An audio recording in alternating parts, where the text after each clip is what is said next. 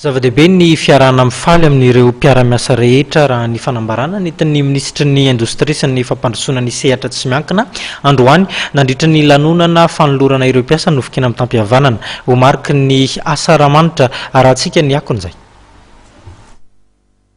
Famba ny vony fankahita tamin'ireo mpiara-miasa amin'ireo ny ministry ny Indostria sy ny Fampandrosoana ny sehatra tsy miankina raha mizarazara raha atao ny toeram-piasan'izy ireo noho ny tsy fananany ity ministera ity trano ho azy manokana.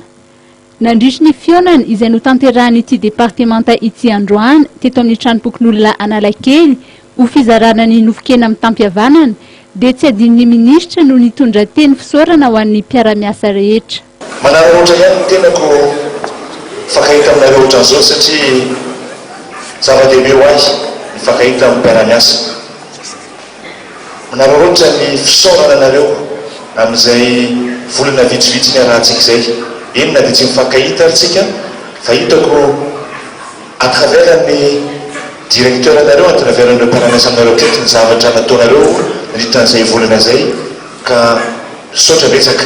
Aingany mahitoy izao fiara-miasantsika izao fa ny tandrosika dia hatramin'izay ny ministère de l'Industrie sy ny développement secteur privé dia ataontsika hoe zanaky karaha hafa ihany satria na buraotsika raha dia miparitatsika na ny asatsika raha dia tsy hoe ny asa fa ny fitaovana antsika dia miparitatsika nefa dradradradraina foana hatramin'izay hatraminazahoantsika mifahaleovan-tena hoe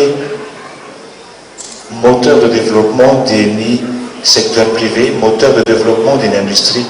Ça dia hiaraka aminareo ampiakatra an'izany ministère zany amin'ny farany ambony indrindra. Ampiakatra an'izany ministère antsika zany amin'ny farany ambony indrindra miara ahafahantsika manana ny fitaovana rehetra hoentinareo miasa eto amin'ity Madagasikara ity. Ho fanamariana ny fetin'ny asa-ramanitra moa dia nisy ny fizarana vary, menaka sy akoho ho an'ny mpiasa tsirairay avy ary kilalao ho an'ny ankizy. Ankoatra ny teny fisaorana avy amin'ny mpiasa dia nisy ihany koa ny fanomezana natolotra izy ireo ho an'ny ministry ny Indostria sy ny Fampandrosoana ny sehatra tsy miankina.